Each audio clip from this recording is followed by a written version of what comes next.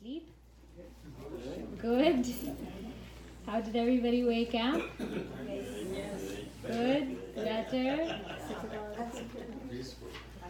3 rounds of japa? Yes? Yes, that's your entrance. Our entrance to class is 3 rounds of japa. Only then we can really benefit from Shiva Sankalpa Suktam. Okay. Let's start.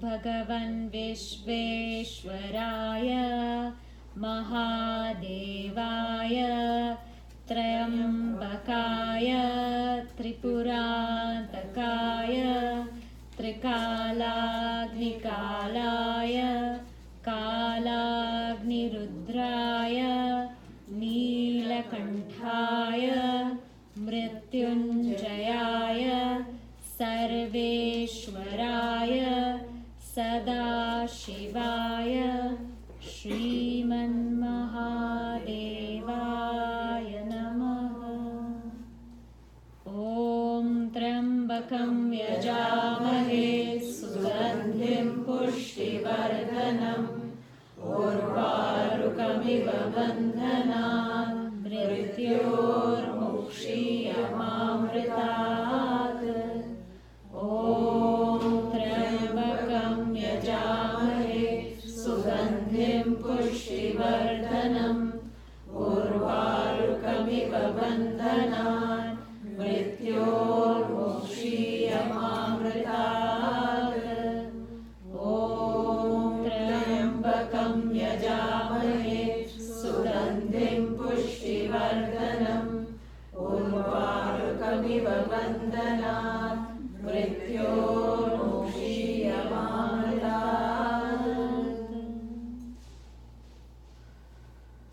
Go to mantra number 1. I'll chant and then you chant after me and then we'll do it together.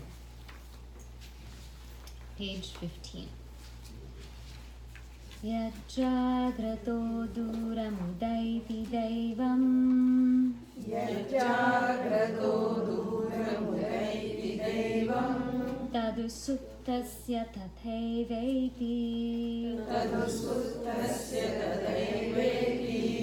Durangamam jyotisham jyotirekam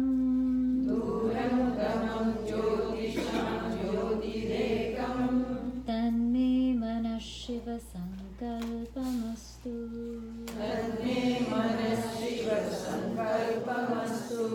Together.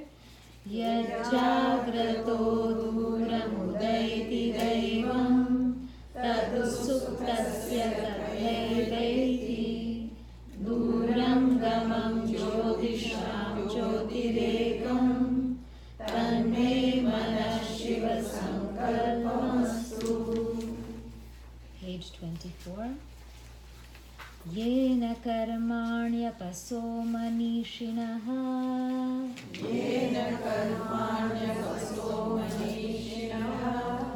Yajne kranvanti vidatheshu dhiraha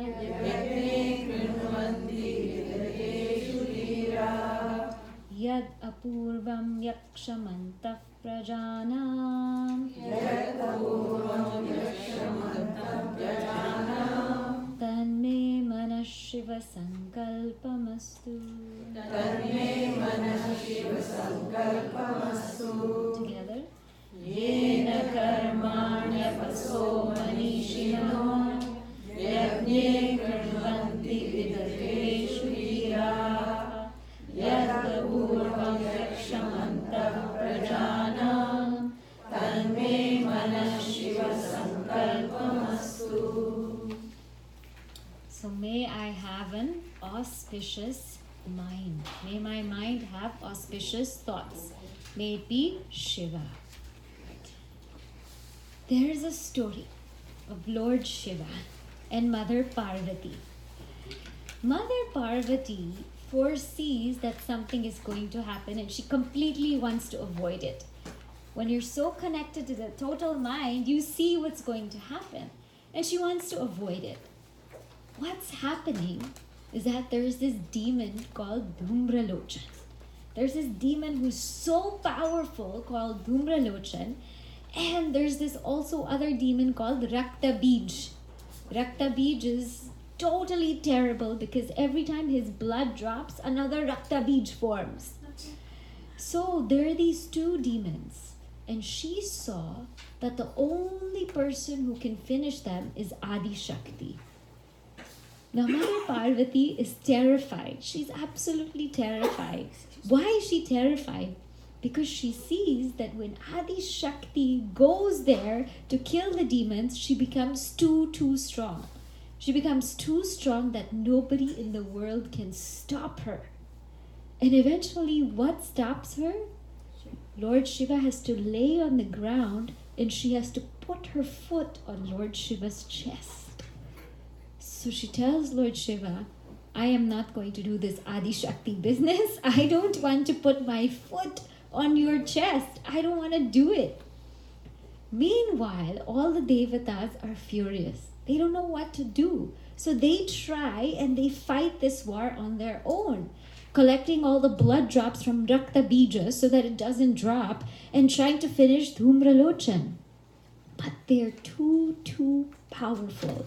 So Lord Shiva actually prays to Mother Parvati and says, listen, you have to become Adi Shakti. There's just no choice about it. And Parvati Mata becomes the most destructive force. First Mother Durga, then Mother Kali. And she goes and with her 8 weapons, 8 arms, she roars at Dhumralochan and his army, and they all shiver. They all shiver, and they shake. And this Dhumralochan, just by fear, Mother Kali is able to defeat him. Now comes Rakta Bija. She goes forth and she slays all of the droplets of Rakta Bija. And she carries a bowl with her, so anything else that will drop, she will drink it. And she becomes this mighty force. And all the gods now are so happy that all the demons are gone, but they're so scared because she's wild. And so Lord Shiva calls her and she goes to Lord Shiva. She doesn't want to go, but she goes to Lord Shiva and finally she puts her foot on Lord Shiva's chest. And only when she does that, she becomes completely calm. And she turns into Mother Parvati. And when she turns into Mother Parvati, she cries to Lord Shiva and she said, I'm so sorry that I stepped on your chest. He said, no, that's what you were supposed to do. It's totally okay. It's for the sake of Dharma. And you must do what is for the sake of Dharma. So what does this story show? The story shows that Mother Parvati, Mother Durga, Mother Kali is like the mind. The mind is so powerful. We have no idea. Yad jagrato duram. And the mind has to do what it has to do. Yesterday we said, where is the mind goes duram, the mind goes really far. Where is it supposed to go? It is only supposed to go in 3 things. It's supposed to go in dharma, bhakti, and jnana. And when it goes into these 3 things, that same mind becomes very powerful, but it always must come back. Tadu suptasya tatheveti. When it's ready to rest, the mind must come back. And the only final resting place is that of Lord Shiva. So even if it goes very, very, very far, God understands. God understands, like Lord Shiva understood that dharma has to be done. But that same mind has to come back to Shiva.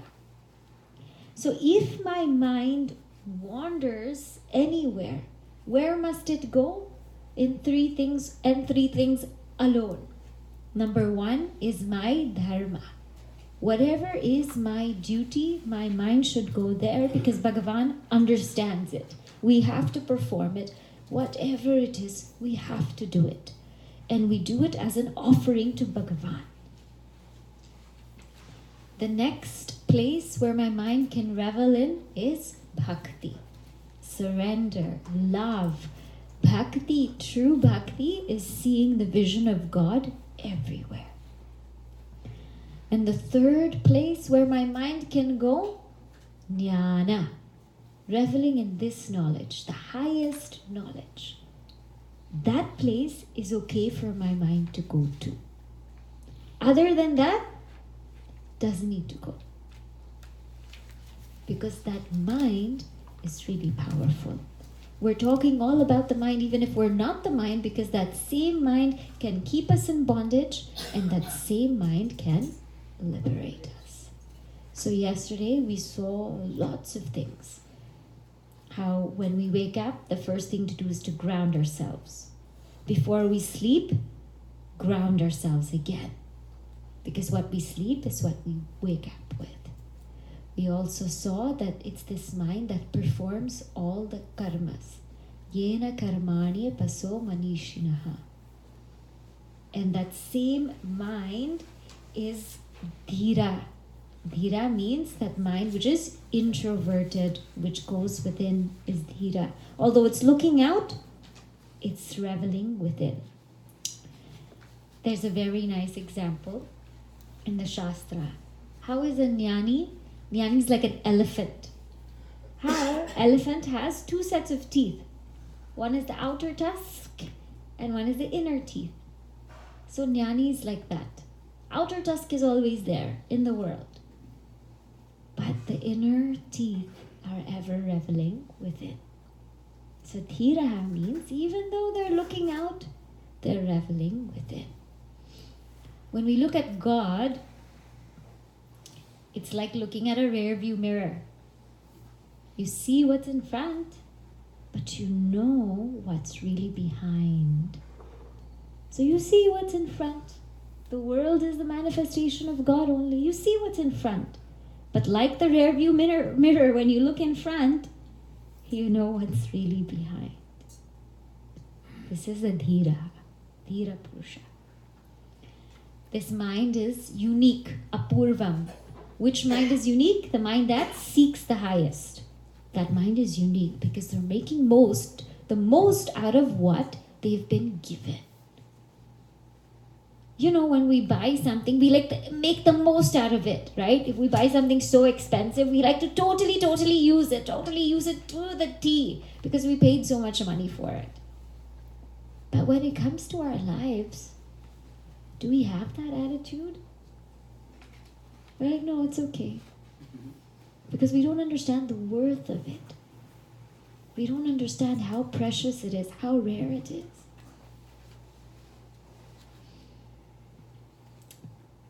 Yad apurvam, yaksham. Which mind is worshipful? The mind that gives the best. Only the mind that seeks the highest can give the best. The mind that does not seek the highest cannot give the best. the mind that's focused on self-improvement, self-development, connecting to the higher, can truly give. And that giving is an expression of true love. Antaf prajanam, that mind which is in everyone, tanme mana shiva sankalpamastu. May my mind be auspicious like this, unique, worshipful, reveling within. Today, we'll move on to the next mantra, mantra number 3. Yat prajnanamuta cheto dhritischa. Yat prajnanamuta cheto dhritischa. Yat jyotirantaramritam prajasu. Yat jyotirantaramritam prajasu. Yasmanarite kinchana karma kriyate. Yasmanarite kinchana karma kriyate. Tanme mana shiva sankalpamastu. Tanme mana shiva sankalpamastu. Together. Yat prajnanamuta cheto dhritischa. Yat jyotirantaramritam prajasu. Yasmanarite kinchana karma kriyate. Tanme mana shiva sankalpamastu. May that mind, my mind, be auspicious. Which kind of mind? Yat prajnanam, that mind which is endowed with consciousness, intelligence. Chetaha. Chetaha can mean consciousness, it can also mean discrimination. Dhriti, fortitude. Yat jyotihi antar amritam, that light within which is immortal. Yasmat na rite kinchana karma kriyate, that mind without which no action is possible. Tanme mana shiva sankalpam astu. Prajnanam. One of the representative Mahavakyas is Prajnanam Brahma. What does Prajnanam Brahma mean? Yesterday I told you that the highest thought that we can possibly have is Aham Brahmasmi, or any of the Mahavakyas. Prajnanam means I'm using my intelligence to think about Prajnanam, pure awareness, pure consciousness. Prajnanam Brahma means consciousness, awareness is Brahman. How do I get to that thought process? Chetaha. Chetaha, one of the meanings is discrimination. When we look at the self and the body, it's easy to say the body is not the self. It's easy. But where we lack, or where it's not as clear, is between this ego and Prajnanam. Prajnanam Brahma in Prajnanam means Sakshi, or witness consciousness. Jiva in Sakshi. Here we lack the ability to differentiate. When anybody with enough experiential knowledge can say, I am not this body. Anybody can say it because it is inert. It's inert, it changes. Yes, if you ate too much dinner yesterday, what happened? Tight, clothes became tight, right? So we know this body keeps changing. It's easy enough, right? Mind also we can kind of get. It goes up and down. It has different moods. We can kind of detach. But what is this ego? What is this jiva? And how is that different from pure consciousness? What is the difference? If I know this difference, then I become very clear and I can truly revel in that prajnana. This is an important part, so pay attention, because if this difference is not known, I will be confused in Vedanta.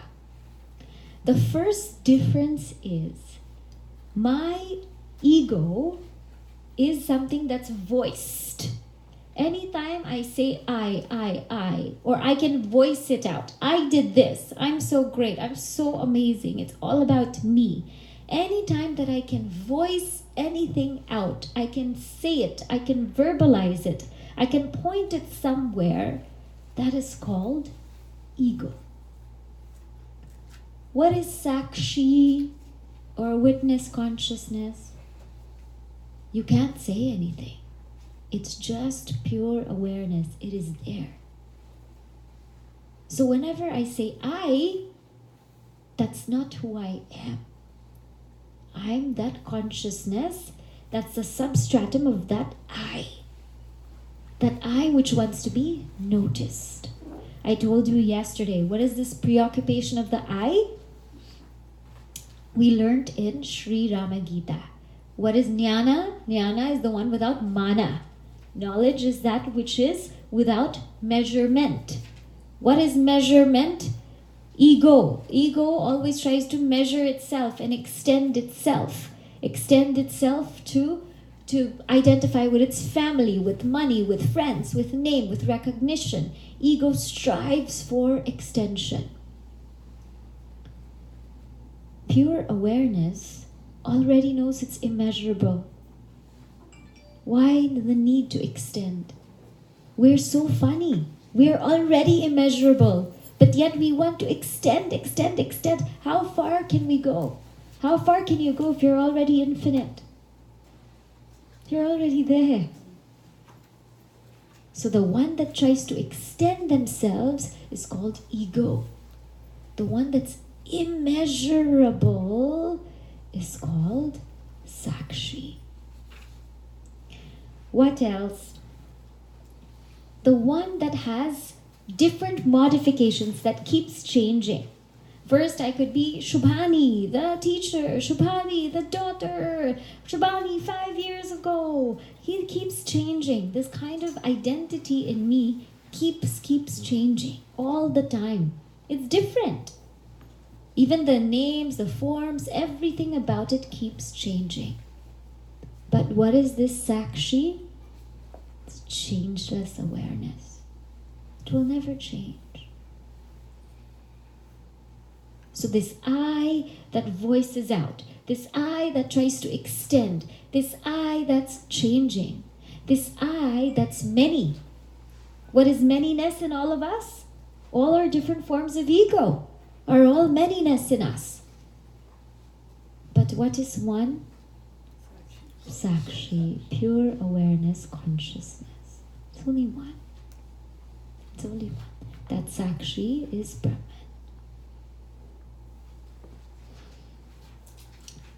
That ego, what happens when we sleep?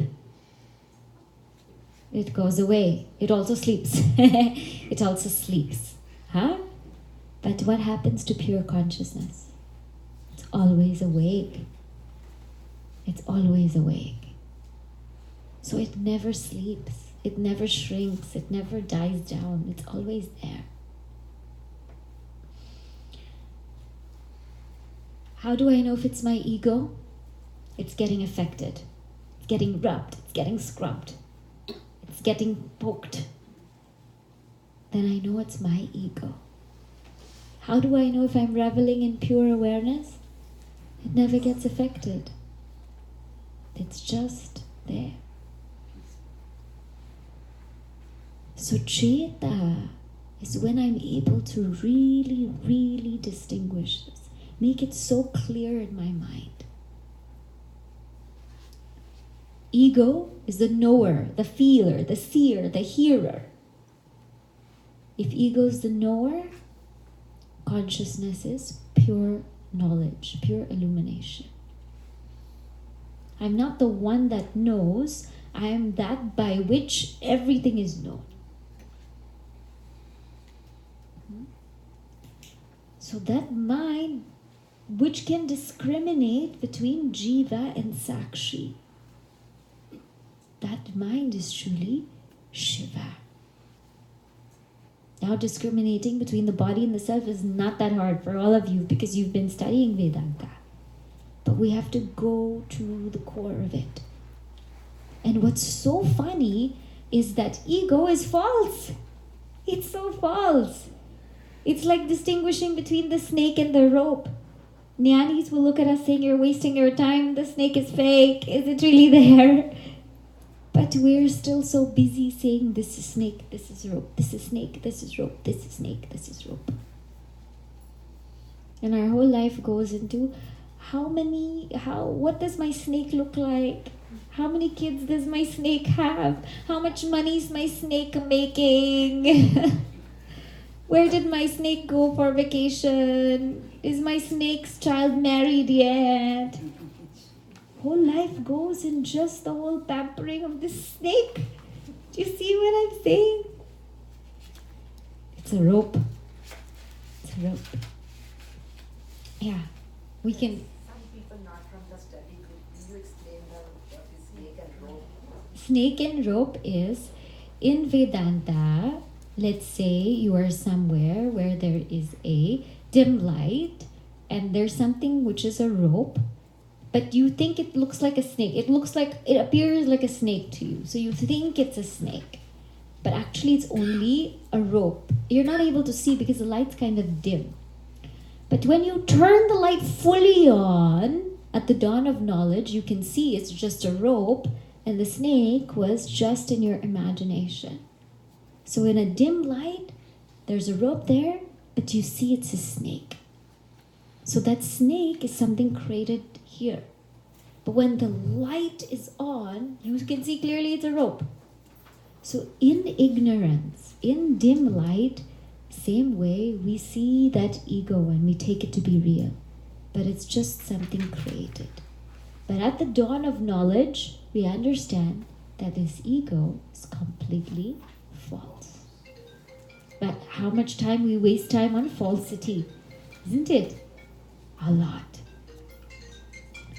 So, yat prajnanam utacheto dhriti. Then what happens to a Vedantic student is, slowly we're getting this knowledge. Slowly, when you come to more satsangs, you come to more classes, slowly we're getting it. But what becomes hard? To hold on to it. That dhriti is hard, isn't it? Here, totally we get it. But when we go home, oh my God, 3 rounds of japa, are you serious? That's a lot. It's so hard to hold on. So that mind which has fortitude. And this fortitude is very, very beautiful. It comes in Bhagavad Gita chapter 18. But I'll hint about it now so that we can understand what this dhriti means. You know, just because certain values are given, that doesn't mean that we really understand them. Particularly in chapter 18, there's a different kind of, there's a sattvic fortitude, a rajasic fortitude, and even a tamasic fortitude. Dhriti. Dhriti means the power to hold on to something. Sattvic dhriti means the power to hold on to something until the end. Means I'm going to see it through until the end. I've committed to it, and no matter what happens, I'm going to go till the end. And that thing which I've committed to is something sattvic, something divine, something that will take me towards God. This is called sattvic dhriti. Who is this? Hanumanji. Who else has sattvic dhriti? Right? When Hanumanji was crossing the ocean, how many obstacles did he have? He had Surasa, that big demon, right? Who wanted to eat him up. Then he had Simhika, who wanted to steal his shadow, so it kept him stagnant. Then on top of that, in Lanka, he had Lankini. He had again someone there. And not to mention, he had that Menak Parvat, who said, Hanumanji, you can rest for some time, you must be tired. And he said, I'm not going to rest. There's no Vishram until I do the work of Rama. There's no rest until I do Lord Rama's work. So Hanumanji is the one with sattvic dhriti who kept going until the end and didn't stop. So what does that mean for a seeker? This path is not easy. It's walking the razor's edge. It's not easy. If we love it, it's easier. But if we're still starting to learn, if we're still starting to walk, it can be hard. But don't go astray. Keep walking. Keep going at it. Keep going at it. Keep holding on. And what's going to keep me holding on is satsanga. Companionship with people who are on the same path because they're also walking. So we can all walk together. What's going to keep me holding on is my connection with people on the path, with books, with talks, with things that are going to keep me on the path. That's why daily inspiration, daily reflection is a necessity, because it's going to keep me walking. Otherwise, I might want to stop and say, you know what? Maybe next life. I don't want to, maybe next life. It's just too hard. It's getting too hard. And this can happen. And it happens. So you and I have to make sure we're constantly around like-minded seekers. So we keep walking. And we're going to go until the end, and we're not going to stop. This is called Sattvic Dhriti. You never stop. There is one girl, I don't know if you know her name, Arunima Sinha. Have you heard of her? Okay. She has a beautiful story, and when I think of Sattvic Dhriti, I think of her.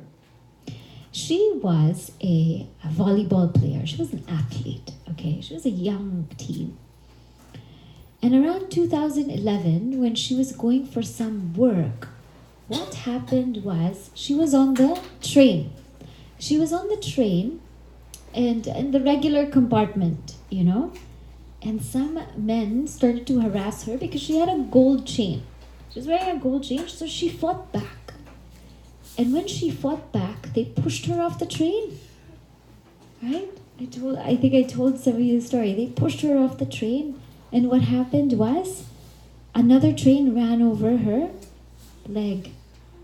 And so she got that prosthetic leg. And so she went to the doctors, and she actually, after that happened, she stayed there in the tracks. She stayed there until people could find her. And people found her, and the doctor said, it's going to take you a long time to walk. 4 to 5 years. You're going to have to be in a wheelchair and everything. And she says to the doctor, I'm not gonna get on a wheelchair. She said, I'm not going to get on a wheelchair. And she tries to walk holding the walls and, with her family's help. She writes a letter to, I think, the first woman who has climbed Mount Everest and says, I want to climb Mount Everest. And this woman's reaction was, if you already thought it, means you will climb. And so she preps herself, and in 2 years, what does she do? She climbs that mountain.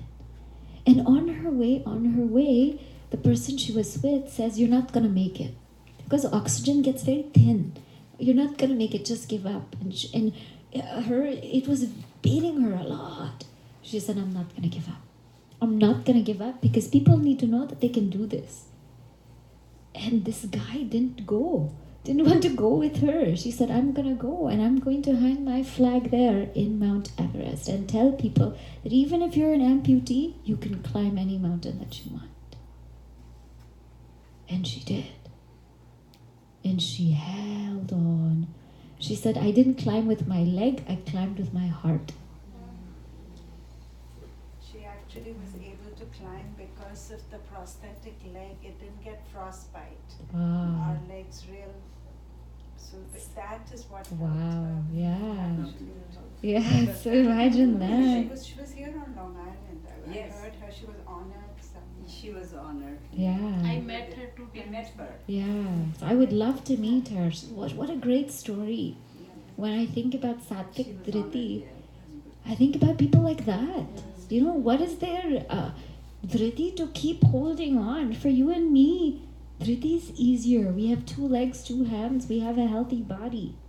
We have security. For people like that, it must be so hard. So that mind is divine. There's also Rajasic Dhriti, Rajasic fortitude. What does that mean? I hold on till I get what I want. I'm holding on. Let's say in a job, I'm working super, super hard until I get that raise. And when I get that raise, what happens? I become lazy. I become,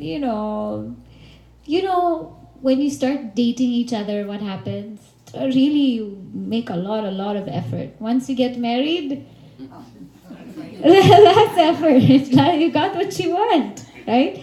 But I must say it's still Satvik Dhriti because you're still staying until the end. That's still Satvik Dhriti. Rajasic Dhriti is like Sugriva.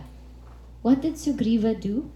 He went to Lord Rama and he said, can you please help me with Bali? And Lord Rama helped him. And Sugriva became the crowned, the king. And then what happened was, Sugriva said, I promise I'll help you find Mother Sita. And so Lord Rama said, it's rainy season now. After rainy season finishes, we'll go. Rainy season finished. What happened? Sugriva got lost in enjoying all his pleasures. So he held on to Lord Rama until he got what he wanted. And then after that, he didn't hold on anymore. This is the kind of fortitude some of us have. We hold on to something until we get what we want.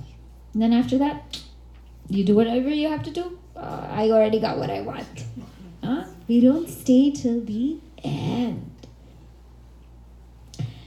There's also something called tamasic dhriti, tamasic fortitude. Who has this? Ravana. How when we hold on to wrong notions, when we hold on to something wrong and we're so stubborn that we don't want to listen to anybody, and it's something that's tamas, and we just become fanatic about it, and we just hold on till the end. Ravana till the end. So many people tried to convince him. His own brother Vibhishana said, let Mother Sita go. His own wife said, let Mother Sita go. No. He wanted to hold on to his wrong notions until the end. That is called tamasic fortitude. Now some may ask, but what about those people who are doing wrong but they think it's right? Where do you put them? They're doing something wrong but they think it's right. You see, you and me, our dharma is to expose ourselves to everything. Even if we grow up learning one thing, we should still expose ourselves to other things. Because if what we grow up with is wrong, then we should know to change it to be right. And if what we grow up with is right, still we should expose ourselves to other things. We'll have more conviction in what we're doing is right. That then is it's not being stubborn, it's being determined, full of conviction, because I've studied how everything else is. What happens with people is sometimes they grow up with a narrow mind and they never go out to explore. And this is not okay. Even our Shastra says, Pariksha Lokan. One mind must always explore. See it for yourself and be utterly convinced. Then nobody can stop you. But blindly, if we just walk something because we've grown up in it, that's not okay. We need to have that proper conviction. So that mind which has that dhriti, yat pragnyanam uta cheto dhritischa, that sattvic fortitude, to hold on until it's done. So like we've taken up this tapasya every day, 3 rounds of japa, hold on until it's done. Hold on until it's done.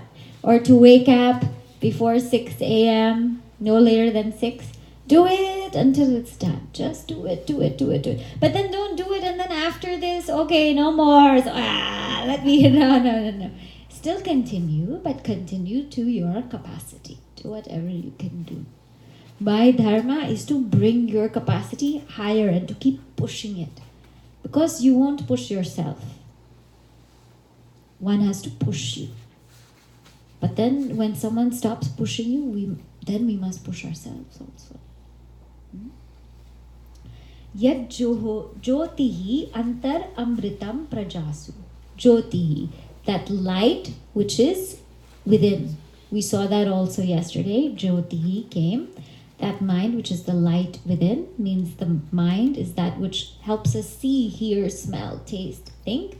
But also that mind is enlivened by consciousness, which is that pure awareness.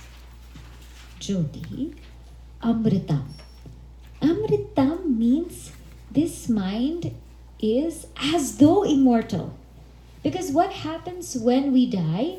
The body goes, but for those who have not realized the self, the mind stays. So it's as though our mind is immortal because it's always with us. You know, we can escape everyone in the world, but we cannot escape our own minds. And sometimes people can't be with their minds that they have to keep the TV on all the time, or they have to keep the music on, or if they keep something on because they can't deal with their own minds, because that mind is amritam. It's always going to be there. So if I don't know how to take care of it, how to deal with it, I will suffer. It will never leave me until self-realization occurs. So having that said, then that seeker which invests time to tune the mind, to clear the mind, to make it pure, then that mind is Shiva. Because it will always be there. Listen, you can be with your best friend in the best place, in the best time. It's supposed to be the best time. The best food also can be there. But we can still be utterly depressed. This is the power of the mind. And we can be with the worst people and in the worst time, the worst area. But we can still be in heaven. Like Vibhishana. In Ramayana, it said Vibhishana is like the tongue in between the teeth. All the Rakshasas are like the teeth, and Vibhishana is like the tongue, still staying there. See the power of the mind. So it's always going to be with us. Take care of it. In fact, it's more important to take care of the mind than the body, because the body follows the mind. We talked about this also before. Disease starts in the mind only. Healing starts in the mind only. So that mind will always be with us. Amritam prajasu. It is in all beings. Yasmat rite kinchana karma kriyate. Yasmat na rite kinchana karma kriyate. That mind without which any action is performed. Means without the mind, no action can be performed. What does that mean? Who puts limitations on ourselves? Who is our biggest limitation? Ourselves. Why? Because our action will never be bigger than our thoughts. So if I'm thinking like this, guess what my action is going to be like? Like this. But if I'm thinking like this, guess what my action is going to be like? Like this. So who creates the challenge? It's not that, other people are really challenges to us. We are our own challenges. We are creating all our limitations. So when I understand that my actions can be bigger if my mind is bigger, then that tells me think super big. Why limit it? Think really, really big. And if other people limit it, still think big. Because the bigger I think, the better I can be. The lesser I think of myself, the lesser I'll be. Why, I read this beautiful book. It's called Illusions. And in there's a teacher. And the teacher is a pilot. And this pilot just gets up and he picks up a musical instrument and he starts playing. And so the student said, when did you learn how to play the guitar? The teacher said, I don't know. I just picked it up and I felt it. And so I'm playing it. Do you see how limitless that teacher feels? Why should somebody have to learn a lesson, play so many chords, take 6 months here, take 6 months there, and then learn how to play guitar? Why put that limit on yourself? Maybe you're someone who can just take it up and play it. You never know. But sometimes you and I decide our failure before we even try. Isn't it? We already decide that probably I'm not going to be able to do it. So maybe, give myself this time before we even try. Why not think bigger? And that thought can make you do it. It can make you go further. Those of us who exercise or do yoga or whatever, do you know it's that thought that drives us, because so many times you can't do it anymore. You're like, I'm so tired. But then the mind has to push and say, yes, you can do it. Go for it. Stretch, stretch, stretch. And when the mind stretches, then the body stretches along with the mind. The mind says, go for pravachan. The body says, oh, it's raining. Stretch, go, go, go, go, go, go, go. And the body follows the mind. Isn't it? So it's all there. It is truly powerful. But unfortunately, sometimes we don't know how to utilize it. And we make it small. Now, some of you might say, where's the practicality in that? If I think very big, where's the practicality? So nobody said we have to achieve everything in one day. Definitely certain steps, step by step, take. But why shouldn't I think that I can gain moksha in this life? Why should I not think that? Think it. Imagine if my goal is moksha, even if I don't get it, how much I would evolve. How much? A lot. But I'm giving up on myself. I'm failing before I can even try. It's like Mr. Modi, Narendra Modi. He thought so big. Yeah. Really achieved his mind totally focused what I want to achieve. I'm sorry I'm interrupting him. It's okay. But okay. I just felt for him that Yeah. what he achieved within the last few months, what he's done or whatever he's done within the last 5-6 years is vast. Yeah. Yeah. Puja Gurudev said in one of his articles, he said, we shouldn't have strived for an independent India. We should have strived for a developed India. Why did we strive so low? Why did it just be like independent India? Why didn't we do developed India? And he was saying that, because maybe if we did that, then what would have come out? Yeah, exactly, right? So that's what I'm saying. It's that mind which stretches. And don't think that nobody will come. Listen, if it's Bhagavan's work, wow, it will happen. There's no doubt about it. If it's God's work, it will happen. So this is the kind of mind that's Shiva. The mind that really stretches high, really soars high. Because we can. And we should. Let's read this passage together. Yat prajnanam, 1, 2, 3, go. Yat prajnanam utacheto dhritischa yat jyotirantaramritam prajasu yasmanarite kinchana karma kriyate tanme manas shiva sankalpamastu. Okay, now we go to mantra number 4, page 40. Yenedam bhutam bhuvanam bhavishyat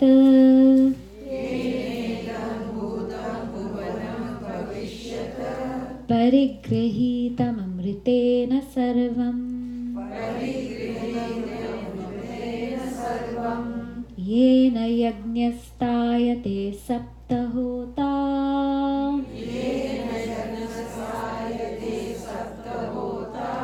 tanme manas shiva sankalpamastu. Together.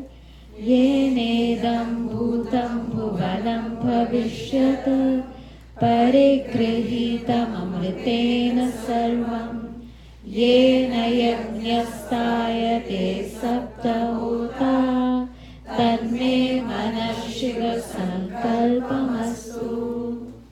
Yena, that mind by which idam, this bhutam, this past, bhuvanam, present, bhavishyat, and future, parigrihitam, that mind which is able to know past, present, and future, amritena sarvam, and that mind which is immortal.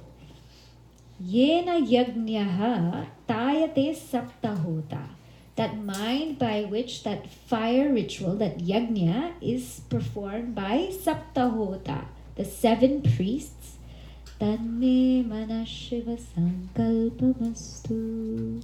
May that mind have auspicious thoughts. What do we mean? Now, first of all, there are some minds which will know past, present, and future. Not our minds. It's a siddhi. Ishvara, the total mind, God, knows past, present, and future. This is very clear. There will be some Mahatmas who have some siddhis wherein they can know past, present, and future. They are able to see it because of a siddhi. It's a science. In our Yoga Shastra, if you meditate on something, you will get that siddhi. You meditate on voice, you will get Vak Shakti. You will meditate on music, you will get that Shakti of music. You will get it. The idea is because God is the total mind. So I've explained this in some of my classes. It's very much like Google. Total mind, very much like Google, where everything is known. Past, present, and future. Everything is known. To the whatever you download, you will get. And download here means do upasana. Do upasana on that. You will get. There's no doubt about it. We've seen Kalidasa, done upasana, he's gotten it. Ramanujacharya, Parnini, Maharishi, many people who've done upasana, then they have gotten that grace of God. But now, here, I'm going to tell you a different meaning that will be more relevant for us. Which means that mind which knows how to deal with past, present, and future. You see, the mind moves, it's a flow of thoughts. It moves in space. And that space is past, future. So what I have to do is cut the space so that my mind is just reveling in the present.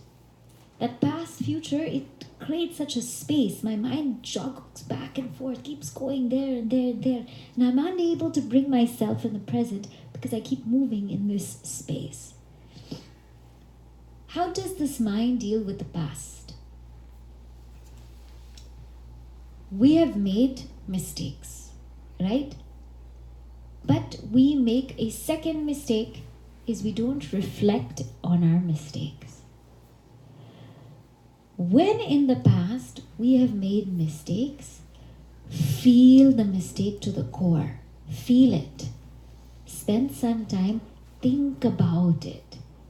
I did something, it's wrong, and I must feel it deeply, truly, that it's a mistake. I must feel what and how this affects everybody, how this affects my life, how does it bring me down.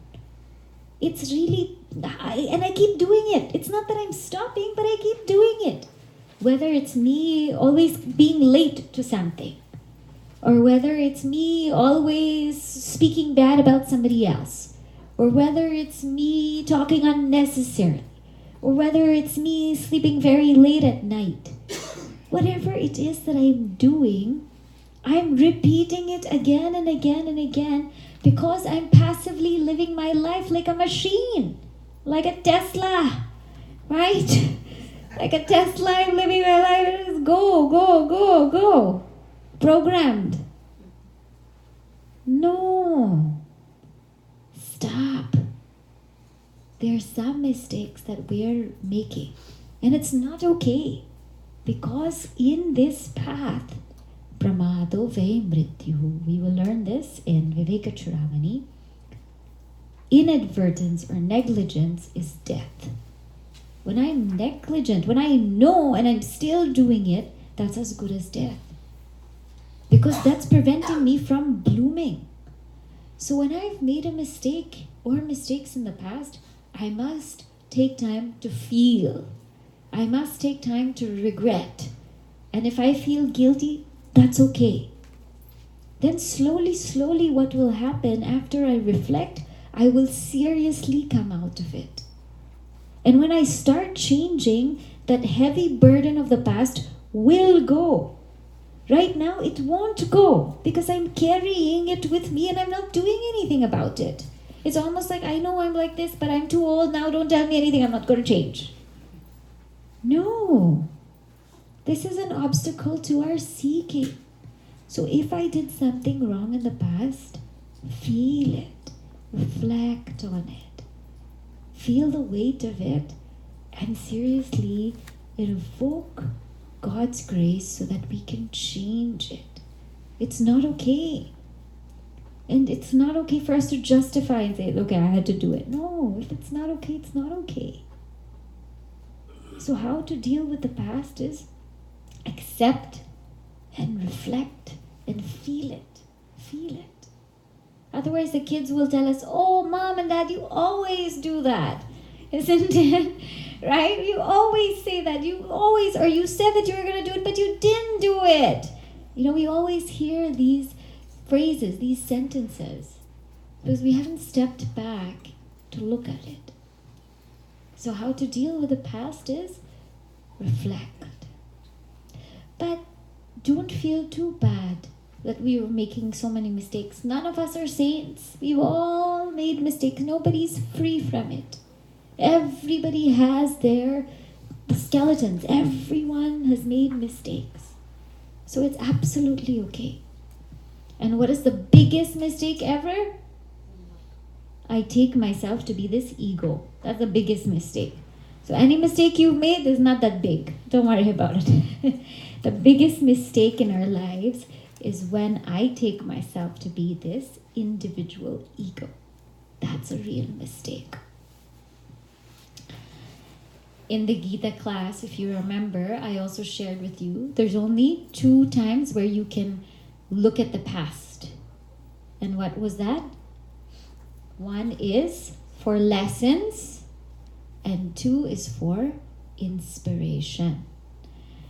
If you remember, I had told you, it's okay to look at the past when I'm seriously wanting to reflect and learn from it. And it's okay to look at the past when I want to find out when was the best time of my life so far. When was I so inspired to do something? When was I close to the best version of myself? What was that like? And how can I get back there? Then it's okay to replay the past. If it's for lessons, if it's for inspiration, it's okay to replay. Otherwise, don't replay. Sometimes we replay what this one said to me. Replay. Call this one, call that one, the other one. 2 weeks later, same thing. Replay. What is the mind filled with? Replay. Oh my goodness, this mind will be full of junk. If I have to revel in mistakes, let it be in my own. If somebody made a mistake, somebody did something wrong, whatever I can do to fix it with that person, you fix. But other than that, karma will take care of itself. And don't think that you're God, but I have to give that karma to that person. We're not God. You and I are not God. God will give that karma phala to that person at the right place, at the right time. They will get it. You and I don't have to go and give it. Again, we'll get additional karma on ourselves. I had met with a lady and she had gone through so much in her life, and she's like, why isn't he getting his karma? I'm like, it's not in your place to give it. You let Bhagavan take care of it. Why you want to take additional karma to give somebody else their karma? Right? Doesn't make sense. So this is how to deal with the past. Let everybody deal with their own karma. We have to deal on our own, with our own selves. Remember, who's going to be with us all the time? It's the mind. Not husband, not wife, not parents, not kids. It's the mind. So if my mind is peaceful, then I am going to be peaceful. What happens then when the mind is in the present? Sometimes I complain, right? Sometimes I complain, or things are not my way, or I'm in the present and something is just not happening the way I thought it would be. So what do I have to do in the present? And we Indians are very, very good with this. Add masala. That's all. You add masala. If something is not going your way, if it's very boring, if you're like, oh my God, what is this? You add some masala. So I'll give you an example. When we were in Chennai, and there was this cook Cheta we used to call him. He was Malayali. And he would cook the same day. You already knew what's going to happen, same food and everything. So sometimes she would get so frustrated. She's like, again, Cheta made this for dinner. She would go look at the thing and she'd be like, So what she would do is, you still have to eat. So she would get rice, she would get soy sauce, and she would get ketchup. And then she would happily eat. She'll say, now this is what you call a meal. And so I looked at her and I said, this is such a great lesson to learn, because when things are not going your way, then you add masala, you add whatever you have to add so that you can take it. You can take it. It was such a good lesson. And so after that, I learned in life that every time something is just not going the way you think it should go, just add something. So we went for the Mahasamadhi camp. We had to drive 7 hours to Virginia. It was a 7-hour drive. What do? So luckily I had Puja Guruji, Swami Tejamayanandaji's Bhagavatam. So we listened to Bhagavatam all the time. How nice. That drive turned out to be bliss. It wasn't so dreadful that, you have to go here, you have to go there. It was bliss. So in the present, yes, sometimes things will be great outside. Sometimes they won't. But you add your own masala. You and I are capable of it. Even this Lyft Uber drivers are so good with it. Every time I sit with them in the car, they always talk. So this one driver was telling me, that LaGuardia construction is terrible and this and that. And once I was stuck for 40 minutes. And he said, there's nothing you can do. I just had a great conversation with, whoever I was with. I said, look, even he knows what to do. And they know what to do. This is a lesson that we all have to learn. Put your own masala. Will you be creative about it? But this is how to really enjoy the present, because that's what's there, right? How does titiksha fix into that? Titiksha is that if it's something that I can't change, then bear it, right? That's where titiksha comes. Titiksha is one of the sadhana chatushtaya, which means patience, endurance. If it's something that I can't change, I can't add masala, just bear it. That bearing is also something that we need to learn. Yeah. Shubhani, what's masala?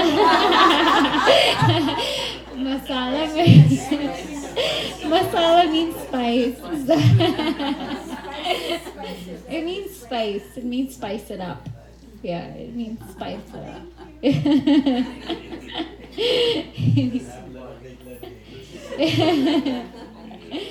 Yeah.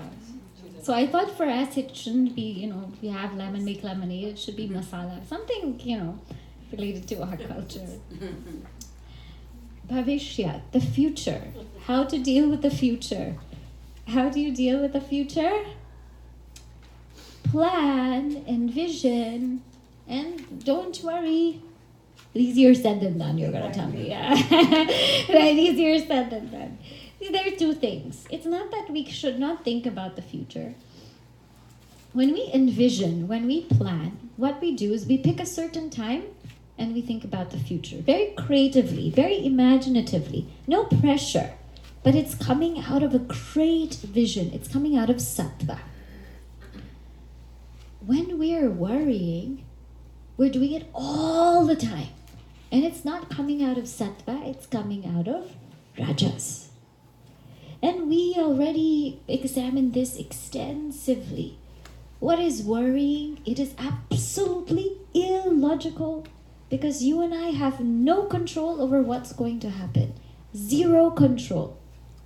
You and I have control up to the point that we have control up to what point we're going to leave the house or what time we're going to leave the house.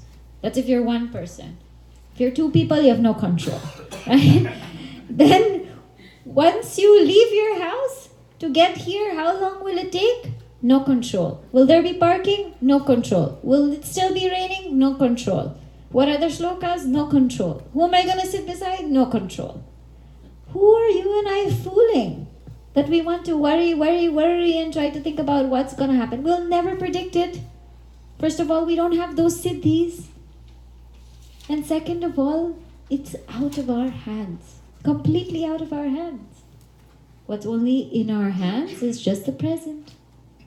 So the future is okay to think about it in terms of envisioning, planning, seeing how things should be. But is it going to turn out like that? You never know. Right? And so many times things turn out better than the way we envisioned them. So just go. Just go with the flow. Ye nedam bhutam bhuvanam bhavishyat parigrihitam. That mind which knows how to deal with past, present and future. Amritena sarvam. That mind also which is immortal. Which is immortal in what sense? Actually, that mind has the capacity to go beyond the mind. Beyond the mind is time, space, causation. That mind, in the previous mantra, we saw it's immortal because it's always going to be with us. But that mind, once that mind is dissolved, it has the capacity to become immortal, to remain in its original state, which is pure awareness, pure consciousness. The natural state of the mind is Brahman. Mind dissolved is Brahman. When the mind turns within, God is experienced. When the mind turns without, world is experienced. So that mind is also the key to immortality. Yena yagnyaha tayate saptahota. That mind by which yajna is performed by the 7 priests. Who are the 7 priests? The 2 eyes, 2 ears, 2 nostrils, and 1 mouth. This makes the 7 priests. So what does that mean? Constantly what I am inputting creates an image in my mind. So I have to be careful of that. We already talked about, yesterday in the beginning. What makes up the mind is also what I constantly input. So as a seeker, I should be careful about where I allow my senses to roam.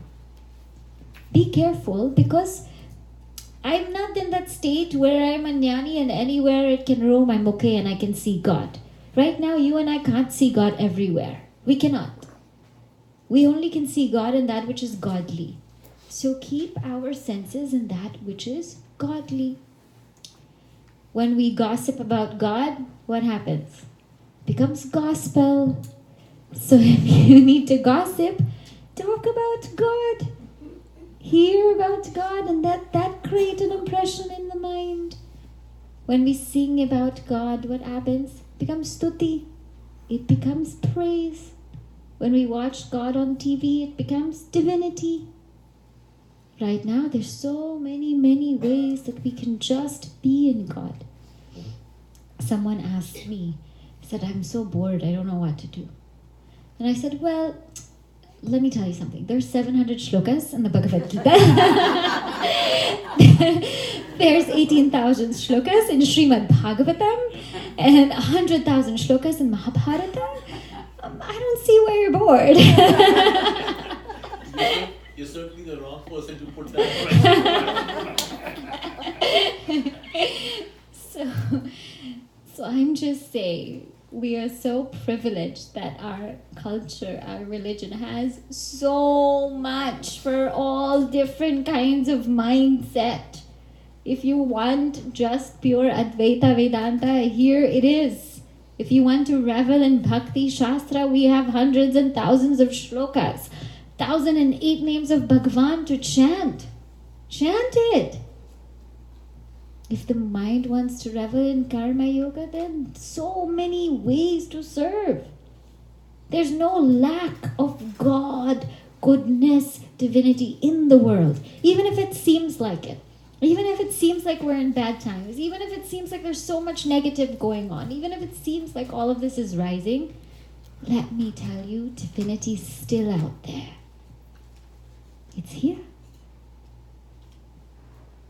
So busy the senses in all of the things that we have. It's our treasure. It's been there. The thing with us is we don't know our treasures. You know, like New Yorkers will never go to Empire State Building or Statue of Liberty. They'll be like, no, I'm not going. You know, or they won't go to walk on the Brooklyn Bridge. What a treasure. Because it's there. Same with you and I. Bhagavad Gita is in my library. Ramayana, Mahabharata, those books have gathered dust already. There's dust in those books. Bhagavatam is also there. When I was in India, I purchased all. So many people gave me. They're all in my library. But many times when it's already in our treasure, we don't value it. So I'm saying, there's no reason to be bored. But there's no reason for the mind to go elsewhere. We have enough scriptures. We have enough Shastra. We have enough teachers. We have enough gods and goddesses. We have enough. We have so much of it. So let the senses revel in that and that alone. Let's read this mantra together. Yenedam bhutam bhuvanam bhavishyat parigrahitam amritena sarvam yena yajñastayate saptahota tanme mana Shiva Sankalpamastu. So I will just summarize the 2 mantras we did today. Then if anybody has any questions, they can ask. Mantra number 3, we saw that mind is truly auspicious. Which mind? The one that knows Prajnanam Brahma, that consciousness is Brahman. How? Chetaha, through discrimination. What is the ego and what is Sakshi? And I've clearly laid out to you what is what. Just know anything we verbalize is not the true I. When I receive this knowledge, when I get this knowledge, what should I do? Dhriti. Hold on until self-realization. Don't stop until self-realization, because that's the goal of life. We didn't come here to do anything else. We just came to realize the self. What kind of dhriti? Sattvic dhriti. Not rajasic. You hold on until we get what we want. I remember back in the day, I had rajasic dhriti. I was sharing this with somebody. Nowadays, there's visa issues, right? H1, B1, and all so many issues. When we came here, I had to apply for H1. So I used to fast every Monday. Like, please God, give me an H1 visa. Give me an H1 visa. And then after that, I got my H1 visa and I stopped fasting. And I said, this doesn't seem right. I need to do something else. And I didn't realize it at that time. But now I realize how much that was such a rajasic dhriti. And how I should have, continued. So that's rajasic dhriti, right? And there's, but I got my result. But still, that's not right. I should ask God for God, not for an H1. How old were you then? I was in my 20s. Yeah, so. Yeah, but it just didn't feel right. It's like, if you go to a billionaire and you're asking the billionaire, can you give me 2 rupees? I mean, it just doesn't make sense. You're going to God. You should ask for God. So, I'm slowly learning that now.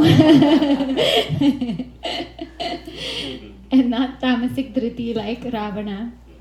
And remember, this is the mind without which any action can be performed. So the bigger I think, the bigger my actions can be. And please don't think they won't be accomplished. If it's God is for you, then nobody can be against you. That's for sure.